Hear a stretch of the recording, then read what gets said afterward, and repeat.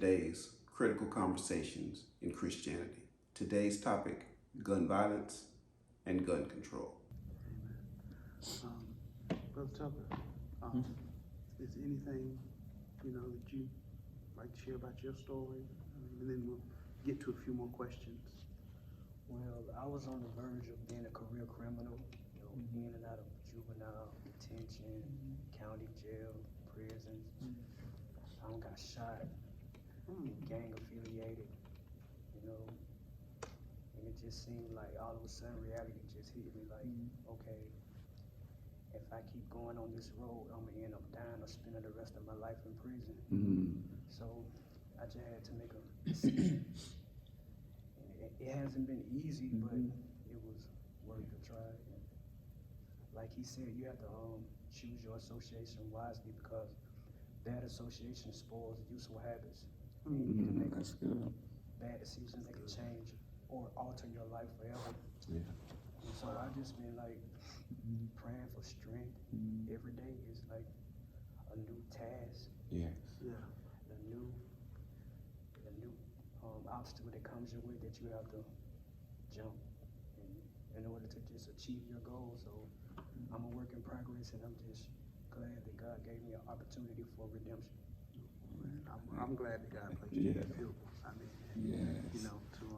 to hear that shared to me, and then say that one more time. Bad association Spoils useful habits. spoils useful habits, and I think that's powerful in itself. good, Because when yeah. you said that, I think there are a lot of us, and when I say us, young people, who try to have the best habits, but also have bad association. You're trying to do everything that you're supposed to do, but you're still hanging with who you're not supposed to hang with. Yeah. And you can do everything right, Yeah. be around the wrong people to make one bad decision, and it'll mess up everything good that you've done. Sister Thomas, you have a story that's just heartbreaking. And so do you, whatever you mind sharing about your story as it relates to guns and, and your son? 2000, January the 10th, 2010,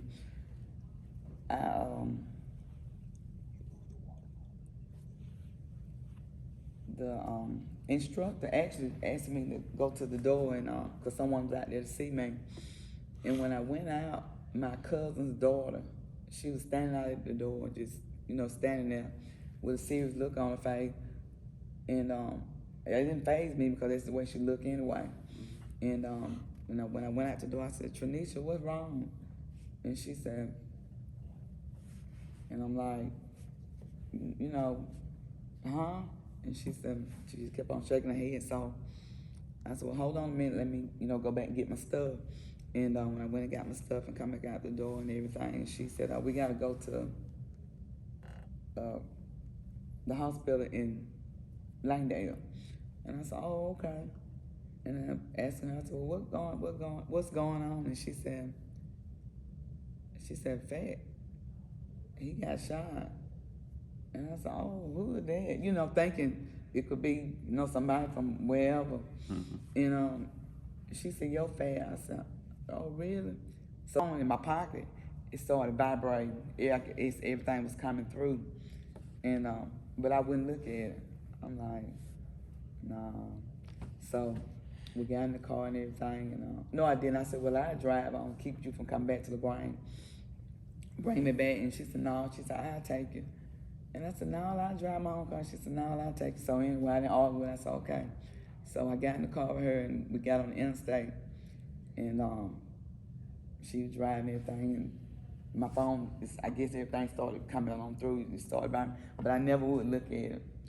And she got some phone calls, and she would pick her phone up, and she would say yes and no, stuff like that. She would never talk. So I could, she was like yes, no, to different ones that were calling her phone. And what's going on? So I'm still in denial, Fat probably never, because everybody knows me, so I'm thinking people done heard about it, so they just came on because he knew everybody, blah, blah, blah. So anyway, we, pulled him everything, and people was different ones in the parking lot just boo-hooing, just doing everything.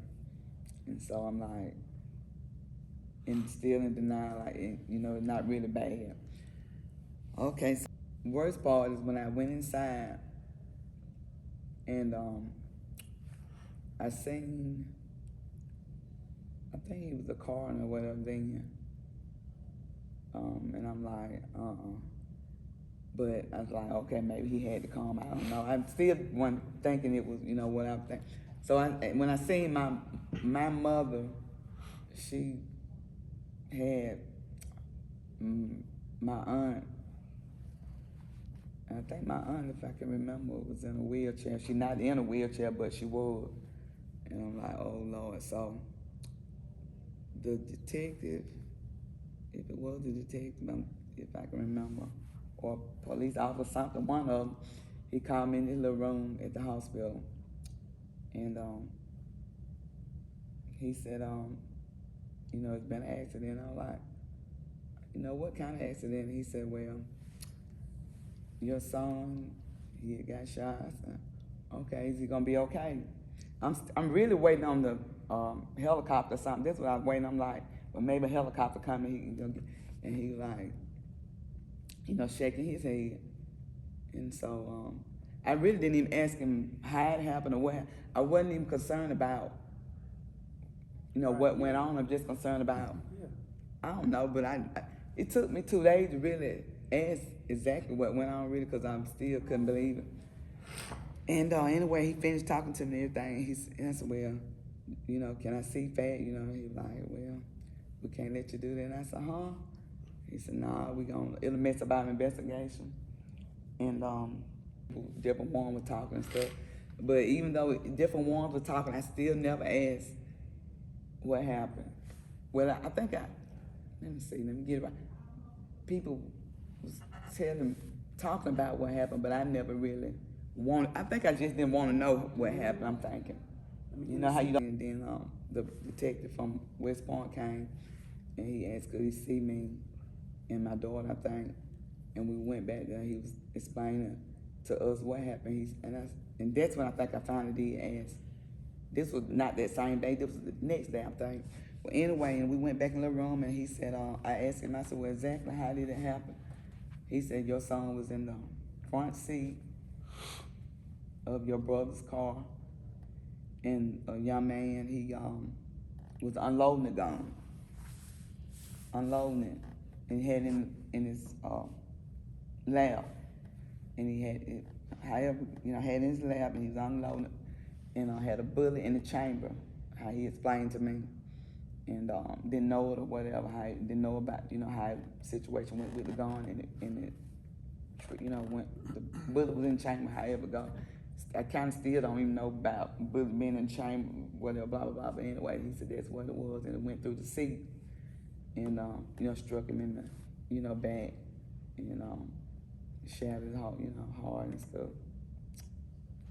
And then I asked the detective, I said, well, can you explain to me, because a friend of mine worked at the store where it happened at, and she said, Fat got out of the car, and he was like, my brother was inside, and said she seen him, she said he walked around the car, and I said, huh?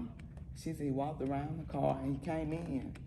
I said, he came in, and she said, yeah, and she was like, he told my brother, he said, Johnson, I've been shot. And he said, Johnson said, huh?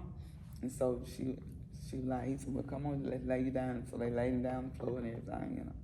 And so I asked the detective, I said, well, how can he die if he, you know, got the car and then walked in, you know, and he was like, well. And so just, you know, just reflecting on your story for those that tune in, I mean,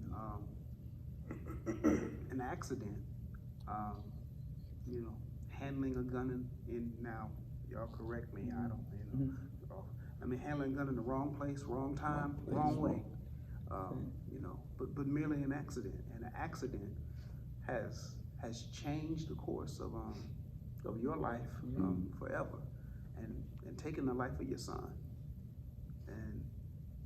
and then how, and then, you know, How old? He was in December 23rd of 2009, he had turned 18. 18. Wow. I hope you enjoyed part 2 of today's Critical Conversations in Christianity. Stay tuned for part 3.